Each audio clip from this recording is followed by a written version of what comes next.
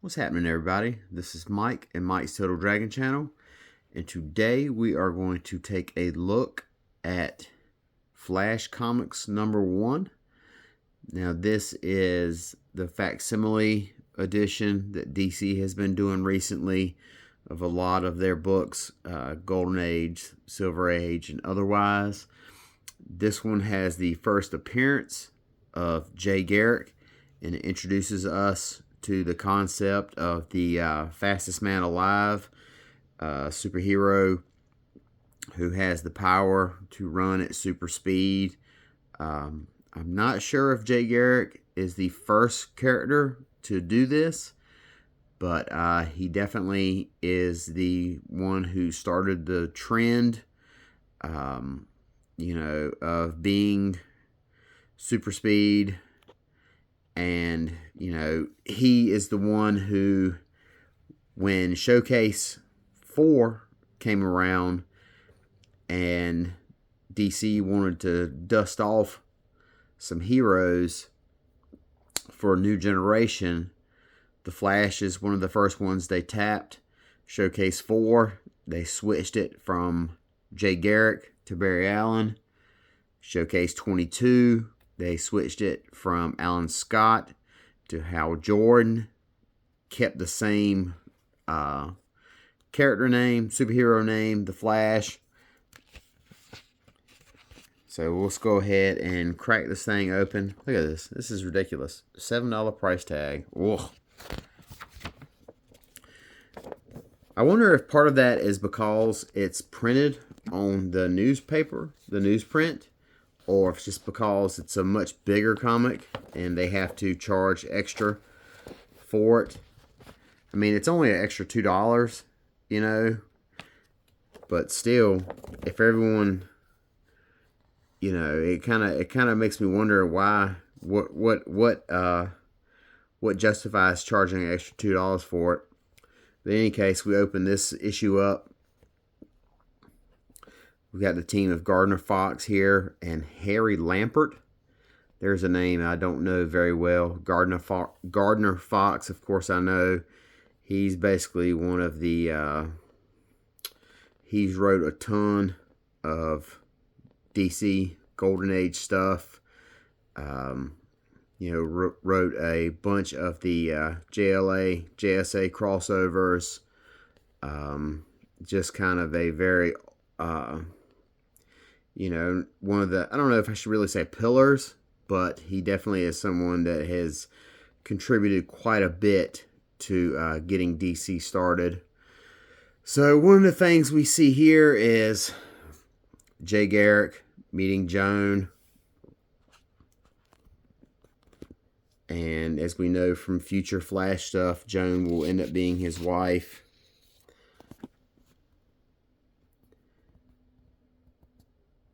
And this right here is I find this kind of interesting.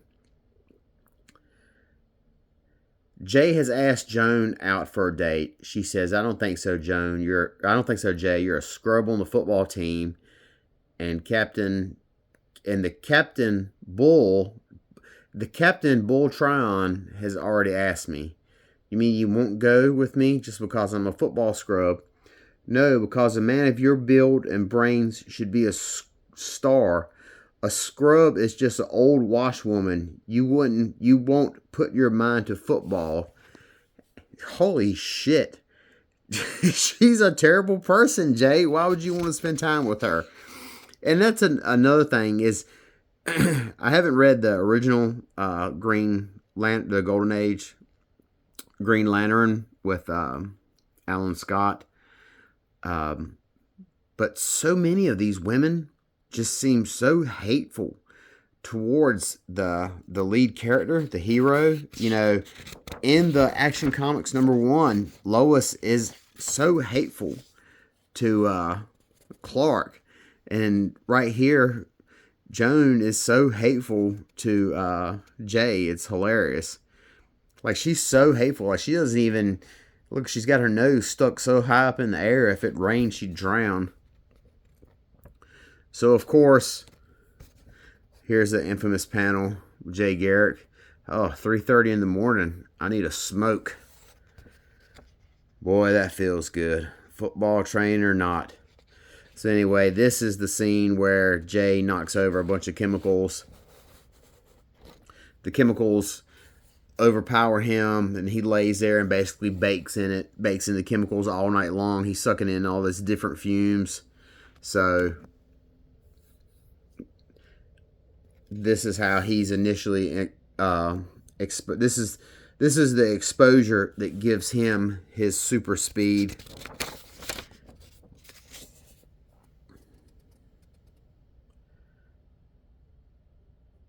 And then we get a breakdown of every we get the breakdown right here of what Jay will be able to experience now that he's been exposed to hard water.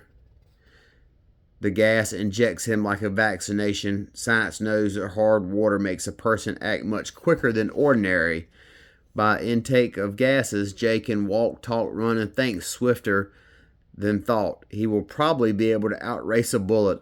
So he can walk, talk, and think faster than the speed of thought, and maybe he'll be able to outrun a bullet.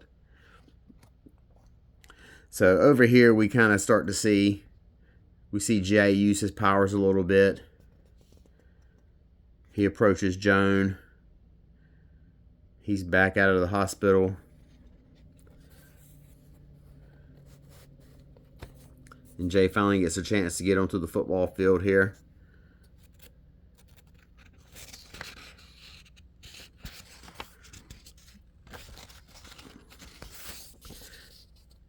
Jay takes the ball. Zoom, touchdown. He's scoring touchdowns so fast, everyone else on the other team is just freaked out or scared.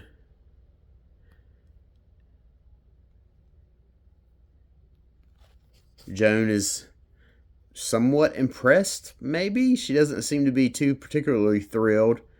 How am I doing? Why? Wonderful. So Jay has scored, let's see, we got a 65 to 30 right here. So Jay has scored, how many touchdowns is that? 10, something like that. It was 30-0 against us. They stuck Jay in. They scored off 65 unanswered points. So Jay ends up becoming a big football star. He graduates college. I'm off to New York. Get an assistant professorship at Coleman University. He makes the decision right here where he wants to use his speed to help fight criminals. And he's really using his powers like right out here in the open, which is kind of strange. You know, you don't really expect that with a superhero. You know, you kind of expect him to be playing it close to the vest and not wanting people to see him. But so we've got some sort of gang members or whatever this is, like some sort of mob members. And you can tell they're bad guys. Look at the way they're drawn.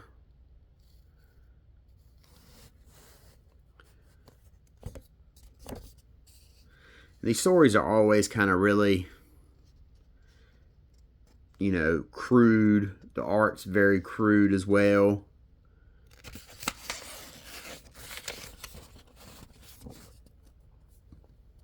But it does kind of have like a simple charm to it. You know, I can imagine that if I was a child or a kid or teenager or whatever, when this book came out, I can definitely see the allure and the appeal of it, you know.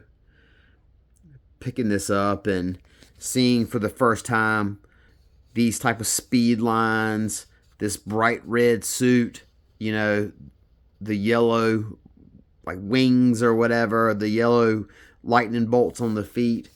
You know, I can definitely see where this would be very appealing to, you know, a kid picking this up off the magazine stand or what have you. And Jay got a really classic superhero pose right here. So then we have what would become in the Silver Age be known as a Flash fact. Has the Flash stop a bullet in flight without suffering injury to himself. So they kind of give us questions here for people who are reading and wanting to figure that stuff out. Silver Age book, they would call them Flash facts and say things like, oh, a Flash is able to do such and such and such, you know. Or a Flash is able to do this because a straw can penetrate a house if flung with the speed of a tornado or something.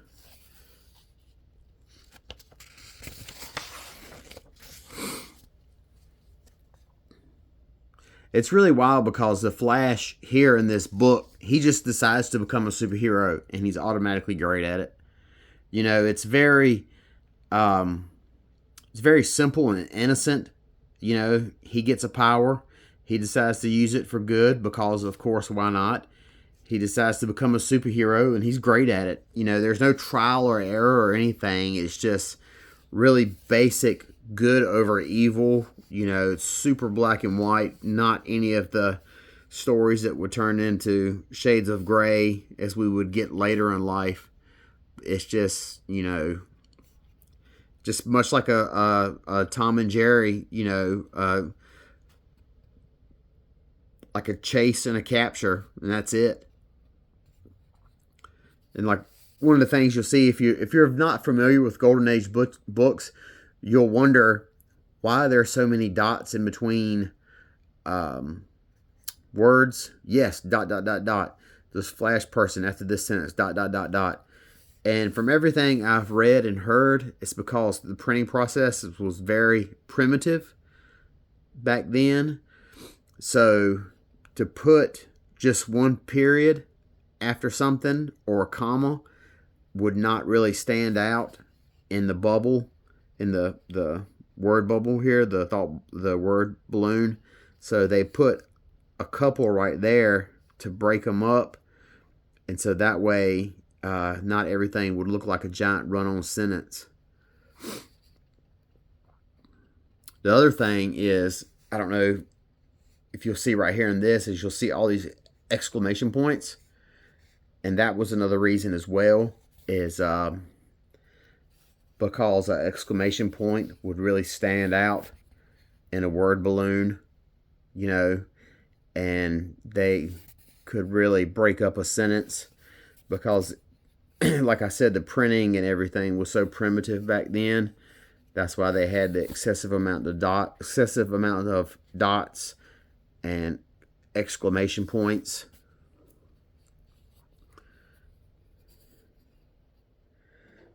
Joan looks kind of wonky right here. That face, it looks like the artist right here kind of lost it.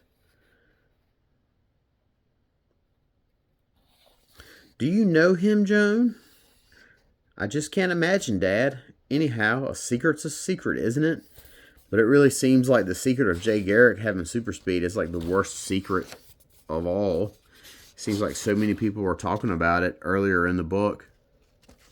But it's got a couple other stories in here, but I'm not really going to focus on those. You have this one, Cliff Cornwall.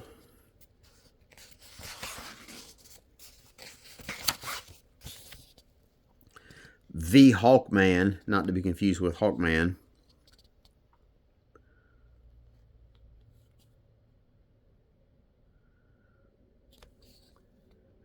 Beginning the tale of a Phantom of the Night, the Hawkman who from time immemorial has fought the cause of justice against the force of evil. The Hawk fights the evil of the present with weapons of the past.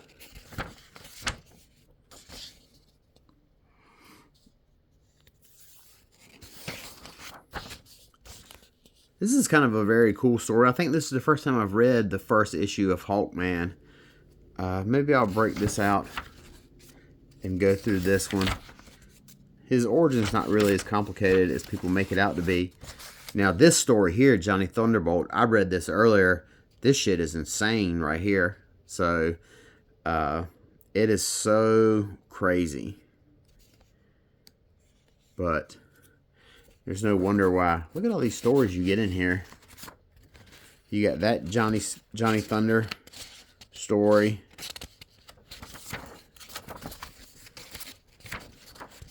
Then you've got the text piece here. My Gardner Fox as well. Now, I've always heard that they had to include these texts. The Demon Dummy.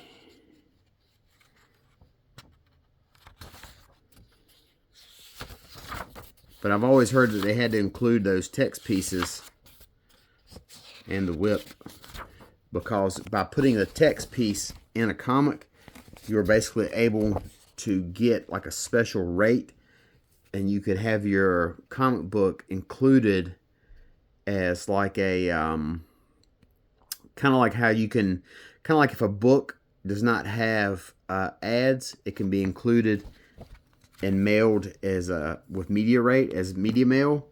If you had a text piece in here, you as a comic book were not you were able to like get some sort of loophole for shipping or distribution.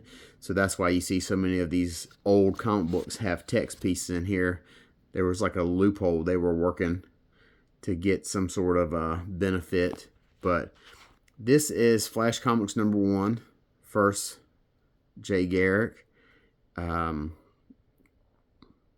I guess when they created this, they really had no idea of the stuff they were tapping into and what would take off. So it's a kind of, you know, like all these Golden Age books, they're very raw, extremely raw with the art and the story. But like I said, you know, they do possess a certain amount of charm, a certain amount of, you know, whimsy to them. So especially, and I can really see the appeal to a kid, you know, picking it up and really, really digging it. So this is Flash Comics #1. And if you ever get a chance and you see these in your local comic shop, give it a chance, pick it up. And it's basically like taking a trip through time and seeing what comics look like way back in the, you know, I think this came out in the maybe early 40s, you know, something like that. So you get a chance, and let's see, what does it say here? For some reason, this is in 2025. Flash Comics, yeah, 1940 is when Flash Comics #1 came out. So it's basically like taking a trip back in time to see what comic books look like back then. So until next time, we will talk to you guys later. Have a good night. Bye-bye.